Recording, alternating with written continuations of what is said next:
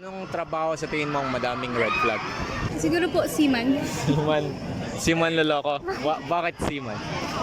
Marami pong na-encounter na iba't ibang lahi. So, syempre po, attraction sa iba. Ganun. Engineers? Engineer? Why engineer? Ewan ko, wala lang. Siguro kasi maraming lalaki sa engineering. Oh, engineer talaga, hashtag. Engineer? Seaman or call center, ganun. Hashtag siman loloko talaga. Saka call center. Bakit? Kasi, alam naman natin yung mga seaman, di ba, kung saan bansa nagpupunta din. Sabi kasi nila pag nag-stop daw kunyari sa isang country, nagpapapanik daw ng mga babae, ganun. Oh no. Paano kung may nanligaw sa'yo na seaman? Is it a yes or is it a no? No!